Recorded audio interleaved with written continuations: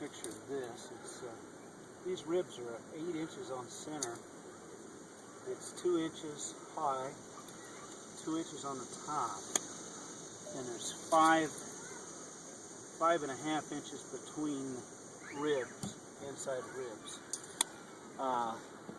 The paint obviously is a latex, and it's very rubbery, which is good and bad for most of this. Most of this will come up with a power washer with a rotary tip on it. Most of this paint here is an oxide paint, which was put on. This originally had galvanized paint on it, and then it was painted over the galvanized at the back. Then it started rusting through, it just kind of rusted through, and it sort of wore out. And they came in here and they painted it with an oxide paint, which is really good. It's a really good primer. Actually, as you can see, most of this orange that you see on here, well over half of it is not rust. It's the oxide primer coming through. Now there is some rust in it, but, and that's going to have to be killed. And what you do with that is that we'll get all the paint off of it, and then we use a thing called the rust killer paint, which we'll just roll it on, we'll just dab it on where it's at, because it's kind of expensive. But it will stop and check that paint, and it'll never rust again. I've used that stuff many times, and it's really, really good stuff. It looks like milk when you're putting it on, and it turns it black. It turns rust black, and it looks like you've slacked it. And then you can go ahead and paint over it. It'll never give you a problem. Have you noticed any real bad spots where maybe some holes? No. Actually, the galvanized on this, if you put galvanized on it today, my guess is that you're going to get 28 or 29 gauge steel, or 20, and 26, I believe, is what the Morton people use, which is the highest in the industry. Then you get into the industrial steels, which you have here, and I don't know what gauge this would be, but it's half again. Half again is more thick than what you're going to buy. Because if you skin this with wood, you're going to have purlins on here over 2 feet in this thing. Otherwise, you can't walk on it. So, but it's 100% doable. I think. Back in, what was it, 90? And the sidewalls have held up well. Yeah. It's just like the roof, though. This thing gets a lot of movement. Right, I know. I mean, you're getting temperature changes. You can probably hear this thing pop and crack up there at times down underneath. And and I've got a young man that helps me that's a hired man that worked for FBI, which is a big machine shed builder or cattle shed builder. He's built stuff that's been as big as a half mile long. It's like dairies and stuff like that. So he's like really, and he ranked this thing in 3 orders. He said the best thing would be to yank all the steel off of it and reskin it. The second best would be to take all the paint off of it and paint it. The third best would be to skin it, because he said essentially what you're doing is adding a 5-inch snow to this whole roof year round. He says everything is built with over-engineering, because every engineer builds something better than it needs to be the first time, and then you start squandering that away with extra weight. He felt that was just too risky.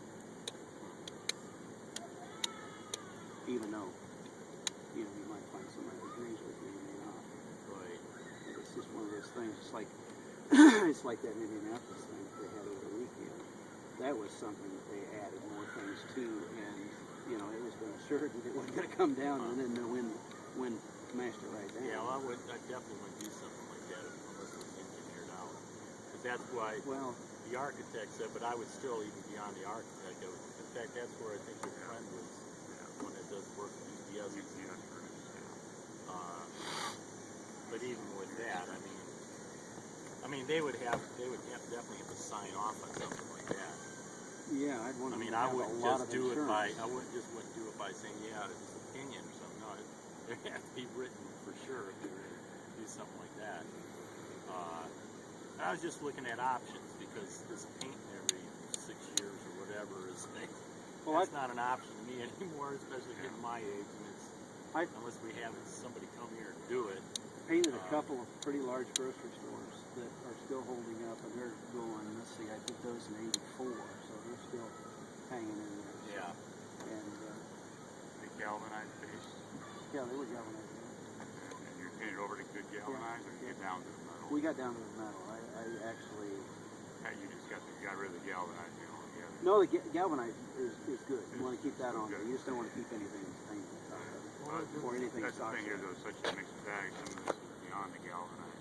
So it's well, it is, and that's where you would use that rust killer product, and it'll actually turn this to a black, and I've never seen that stuff fail. I mean, it looks like milk putting it on. It'll turn it black, and it'll look like you shellac it. That's what it looked like, and then you can go ahead and paint it. like a rust converter? Yeah, it's a rust converter. Yeah. It's good stuff. Yeah. So you just want to get the loose stuff off. You want to get all this stuff so you're down to the bare metal or this stuff right here. Because this is solid. This is good. How much mechanical action has to take place to get that down? Well, the chemical action, mechanical action. I think the power washer will peel that off. Yeah.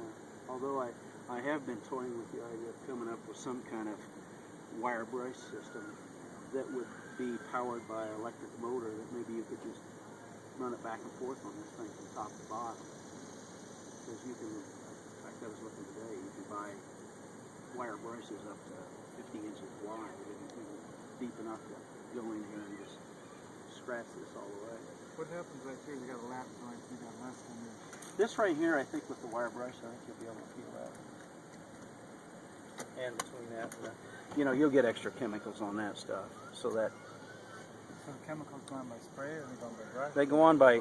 You'll use like a garden sprayer to spray that stuff on. The chloride stuff, because it's like water. But it's wicked stuff. It'll peel that. So what's the process then? You come in here, do anything to the roof? I think the first step is to come in here and with the power washer, a couple of power washers, and take as much of this loose stuff off so that you're not wasting a lot of time on stuff that's easy. It'll come off real easy, and then you just come along and spray the stuff on it. And take the power washer again and peel everything else off, and then you may have to touch it up. It'll take, out of a week's time, it'll take to prep this. It'll take one day to paint it, and the rest of the time. You think you could do this whole project in a week? I think with 2 crews, yeah. I think we're looking. 2 crews and how many? Well, I think 2 or 3 men on a crew. I think I want 2 guys up here, one on a safety rope behind him, and we'll put some anchors in the center, and he'll be doing the work here, and then there'll be a support guy for him down on the bottom. So there'll be 3 guys, I guess, in that crew, essentially. And then when we go to paint, it'll take 2 guys on the roof. I don't think I'd want to paint with 2 guys at the same time with the guns. My paint sprayer will paint almost a gallon a minute, so I can run 2 or 3 guns with it if I had to. But it beats people up down on the ground trying to keep painting with that thing because you can't keep it mixed up. What type of paint would that be then? Is that Well, it was an epoxy type thing. There was 2 different levels of paint that I gave to you, and there was one of them that was a total epoxy type stuff that they used on water towers, and the other one, which was a little more affordable, similar product. I guess we'd go with the one that was a little cheaper. I think we're looking at somewhere in the neighborhood of, if we didn't do the sidewalls, I think we were looking somewhere in the neighborhood of $10,000 or somewhere in there, 10 or 12. Chemicals or that's just the paint? That's chemicals. Chemicals take up most of the expense. And I've looked at all the MS, whatever it is, the labels and everything as far as, what type of residuals it may have. And it's all biodegradable and all that stuff, although I wouldn't want to do it in between fences where you have people around a week. So it has to be done in a period where you're going to have non-activity for a simple amount of time. How is the insurance issues doing this? Somebody falls off the roof,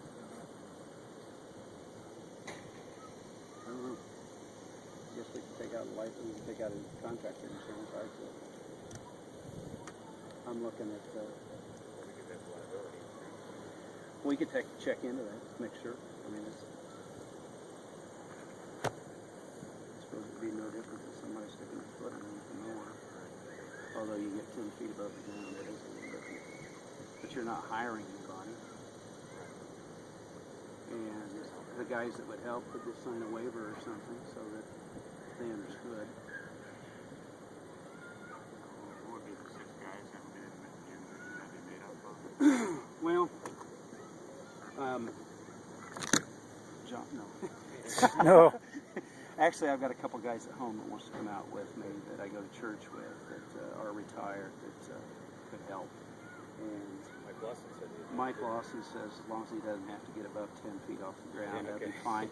I said, fine. You can't believe how much work it is to keep painting that sprayer. So, you just bought that job.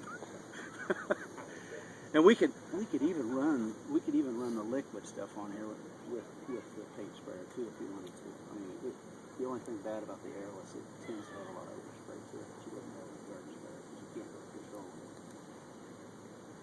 It could be airless for the top coat, the paint. Oh yeah, airless will be for that. But the paint strippers and stuff, we'd be using probably the low pressure paint sprayer type stuff. And it will be challenging right here. These things will be challenging. But, we're looking at buying probably 15, 20 years